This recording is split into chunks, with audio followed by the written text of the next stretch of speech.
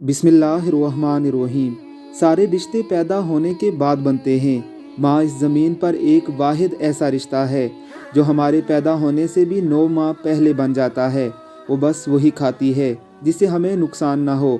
वो बड़े से बड़े दर्द में भी अजाब भुगत लेती है, मगर दर्द मारने की दवा नहीं खाती कि कहीं वो दवा हमको न मार दे।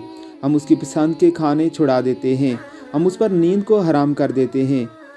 वो किसी एक तरफ होकर चैन से सो नहीं सकती, वो सोते में भी जागती रहती है। 9 महीने एक अजाब से गुजरती है।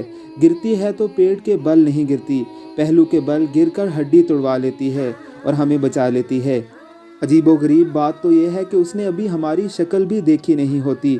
लोग शक्ल देखकर प्यार करते हैं, वो गायबाना प्यार करती है। लोग तस्वीर मांग कर सिलेक्ट करते हैं। दुनिया का कोई रिश्ता इस खलूस की मिसाल पेश नहीं कर सकता। खुदा को उस पर इतना एतबार है कि उसको अपनी मोहब्बत का पैमाना बना लिया, और जब ये जनती है तो क़यामत से गुज़र कर जनती है। होश आता है तो पहला सवाल हमारी खैरियत का ही होता है।